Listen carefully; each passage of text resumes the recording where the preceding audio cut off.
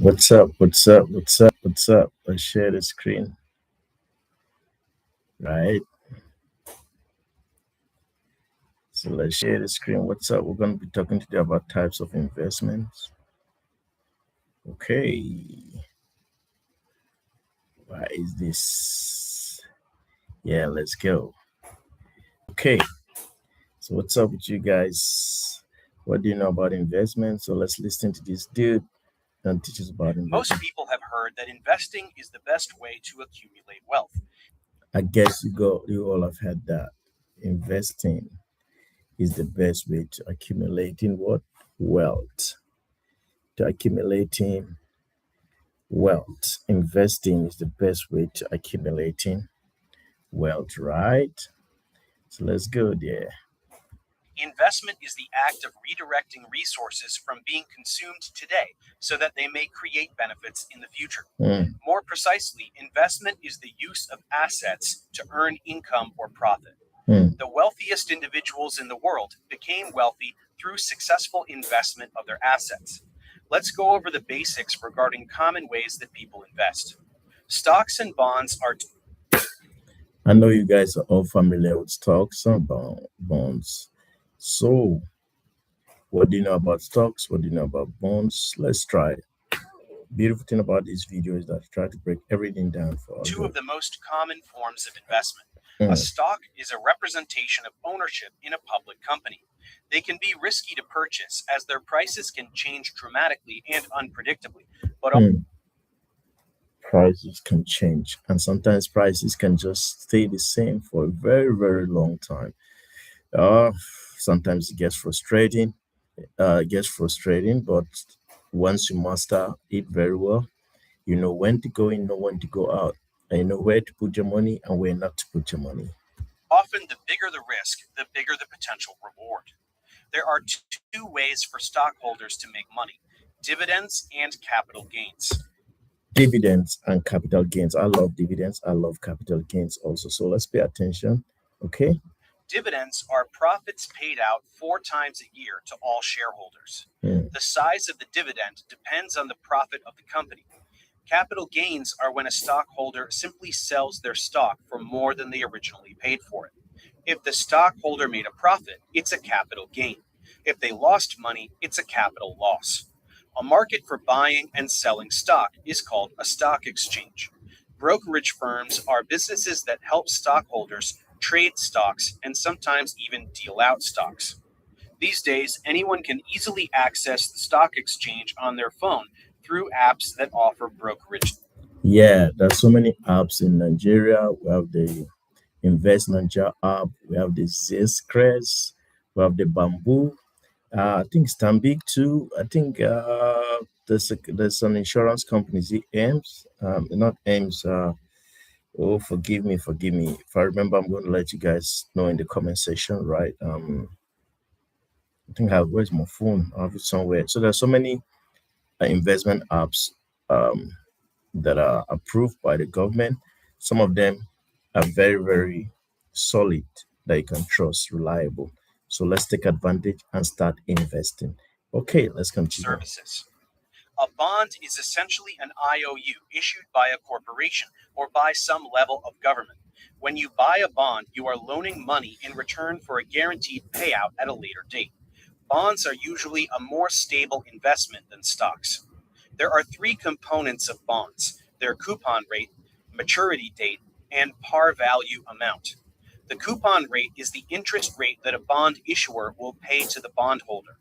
The time at which payment to a bondholder is due is called the bond's maturity. A bond's par value, assigned by whoever issues the bond, is the amount to be paid to the bondholder at maturity. In order for investment to take place, an economy first must have a financial system, which is the network of structures and mechanisms that allows the transfer of money. The big question now is what is the financial system of your country?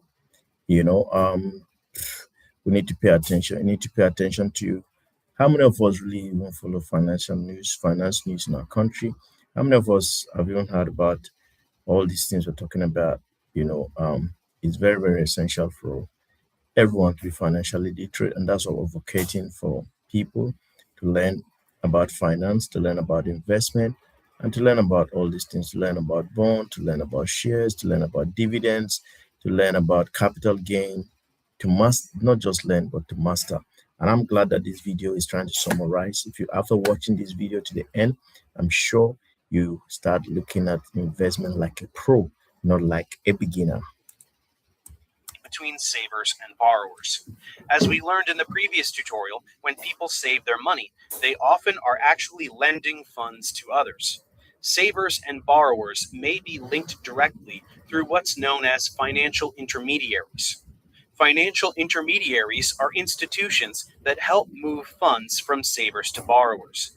They include banks, which we learned about in the previous tutorial, but they also include mutual funds, hedge funds, and pension funds. A mutual fund pools the savings of many individuals and invests this money in a variety of stocks, bonds, and other financial assets.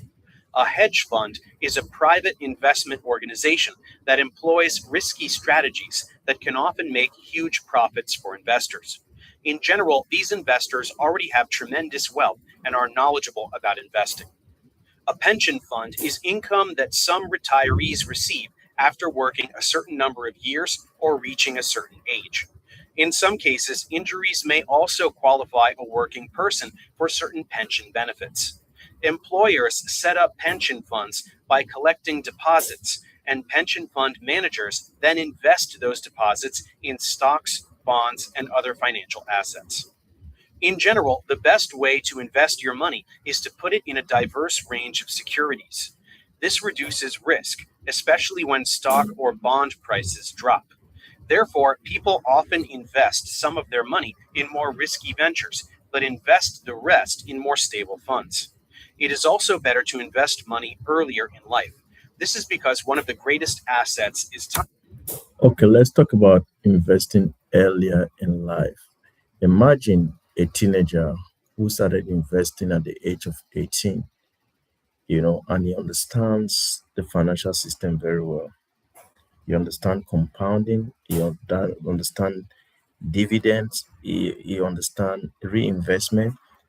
Imagine you invested in company. Like I was teaching my students sometimes, I say the IPO for Tesla, for instance, when Tesla first came out, the shares of Tesla was less than $20.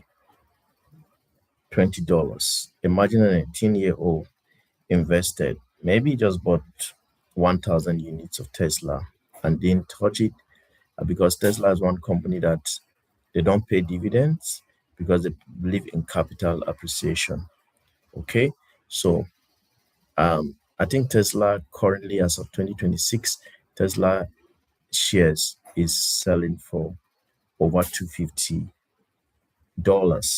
You bought something at less than $20 few years ago, and let's say the child is now 16 years. Imagine. So you multiply your, say, 1,000 unit of Tesla, and you see that's why it's good for you to start early, because when you start early, you have the advantage of time. So please, guys, if you listen to my video, you're a teenager, you're a young person, master investment, master finance, and I guarantee you, you will enjoy financial freedom all the days of your life. Time. The longer your money is invested in securities, the more it will grow. Put another way, you make more money on the money your money already makes. When investing money, it's important to consider the two types of interest, simple and compound. Simple. Simple interest is based on the principal amount of a loan or deposit. Compound interest is based on the principal amount and the interest that accumulates on it in every period. Thus, it can be regarded as interest on interest. Simple interest is only calculated on the principal amount of a loan or deposit. The formula looks like this. A equals P times the quantity 1 plus RT, where A is the final amount, P is the initial principal balance, R is the annual interest rate, and T is time, usually in years. Compound interest is calculated based on both the principal and interest accrued. The formula looks like this. A equals P times the quantity 1 plus R over N, raised to the nt power, where A is the final amount, P is the initial principal balance, R is the interest rate, N is the number of times interest is applied per time period, usually in years, and T is the number of periods elapsed.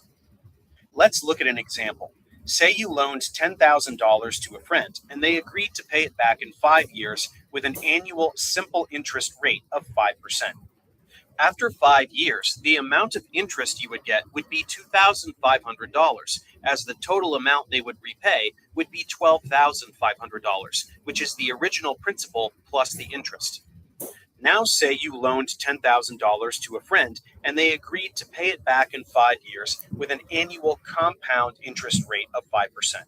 Because you really want to make some money, you also make sure that interest is compounded monthly or 12 times a year. After 5 years, the amount of interest you would get would now be $2,833.59, and your friend would have repaid you a total of $12,833.59. This example serves to illustrate that compound interest is far superior to simple interest when investing your money. Whenever consumers evaluate an investment, they must balance the risks involved with the rewards they expect to gain from the investment. In general, the higher the potential return on an investment, the riskier that investment is. The riskier that investment is. Pay attention. But you must master finance. Read books on investment, read books on finance. Don't take your financial life lightly. The goal is to be fit physically, spiritually, financially, and otherwise. The goal is not to be fit in one aspect alone. So please understand finance, understand compound interest, understand simple interest, understand bond, understand the capital market, understand investment, understand money market, understand all this, and do not be a reckless spender. Do never be a reckless spender. Let's conclude the video now. In the next tutorial, we will look at... Okay, so basic of investment in stocks, bonds, mutual funds, and types of interest. That's what we just learned now, and I believe that you guys have a little knowledge. I'll come again with some good videos for us. God bless. Bye-bye. And please remember, don't be a reckless spender. Spend your money wisely. God bless. So I'm going to stop sharing the screen and we're going to go on this. So please, guys, simple. Learn about money and your life will never be the same again. Thank you so much. God bless.